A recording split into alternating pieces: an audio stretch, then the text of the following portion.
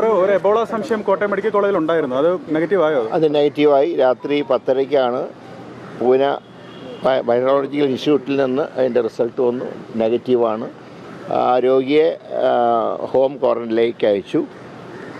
പിന്നെ home quarantine എത്ര ദിവസം വേണമെന്നുള്ളത് മെഡിക്കൽ ബോർഡിനെ ചുമതലപ്പെടുത്തിയിരുന്നു. കാരണം സാധാരണ 21 ദിവസമാണ്. പക്ഷെ അവർക്ക് യാതൊരു എബോള ലക്ഷണം ഇല്ലാത്ത സ്ഥിതിക്ക് 21 വേണോ എന്നുള്ള കാര്യം മെഡിക്കൽ ബോർഡ് തീരുമാനിക്കട്ടെ. അവർ ഇന്നലെ രാത്രി വീട്ടിലേക്ക് പോയി. എബോള ആശങ്ക ഒഴിഞ്ഞു.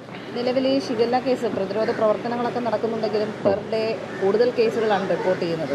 ഇല്ല, ഇപ്പോൾ അത് കൺട്രോൾഡാണ്. മരണങ്ങൾ ഇപ്പോൾ ഇന്നലെ റിപ്പോർട്ട് ചെയ്തിട്ടില്ല. എങ്കിലും നല്ല പ്രിക്കോഷൻ ഗവൺമെൻറ് എടുക്കുന്നുണ്ട്. ഈ പകർച്ചവ്യാധി പ്രതിരോധവുമായി ബന്ധപ്പെട്ട ഹൈപ്പവർ കമ്മിറ്റി ആദ്യ മീറ്റിംഗ് കൂടുകയാണ്. ഇന്ന് ശുപാർശ അങ്ങേക്ക് ലഭിക്കും. ആ ശുപാർശയാണ് ഇംപ്ലിമെന്റ് ചെയ്യാൻ ഉദ്ദേശിക്കുന്നത്. അത് തീർച്ചയായിട്ടും ഹൈപ്പവർ കമ്മിറ്റിയുടെ ശുപാർശകൾ അതെങ്ങനെ ഇതിനെ പ്രതിരോധിക്കാം തുടങ്ങിയിട്ടുള്ള കാര്യങ്ങളെക്കുറിച്ച് ഒരു വ്യക്തതയുണ്ട്. കാരണം ഇപ്പോൾ പറഞ്ഞല്ലോ, ഈ മഴക്കാലപൂർവ്വ ശുചീകരണ പ്രവർത്തനങ്ങളുടെ ഒരു അഭാവമാണ് ഇങ്ങനെ പെട്ടെന്ന് ഇങ്ങനെ വ്യാപിക്കാനുള്ള കാരണം. അതേതായാലും ഇപ്പോൾ അത് കൺട്രോൾഡാണ്. അങ്ങനെ ആശങ്കപ്പെടാൻ കഴിയില്ല.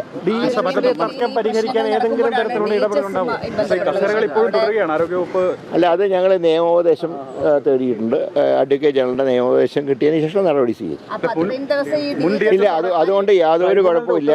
ഞാൻ പറയാം, അതായത് DHSൻ്റെ ഇപ്പോൾ കസേലയിലിരിക്കുന്ന ഡോക്ടർ മീനാക്ഷി കാര്യങ്ങൾ നന്നായി നടത്തുന്നുണ്ട്. കോൺഫറൻസുകൾക്കൊന്നും യാതൊരു മുടക്കവുമില്ല. പ്രവർത്തനങ്ങൾക്ക് ഒരു തടസ്സവുമില്ല. മറ്റേ ഇതിൻ്റെ പേരിലൊരു നിയമവശം ഉള്ളതുകൊണ്ട് അഡ്വക്കേറ്റ് ജനറലിൻ്റെ ഉപദേശം തേടിയിട്ടുണ്ട്.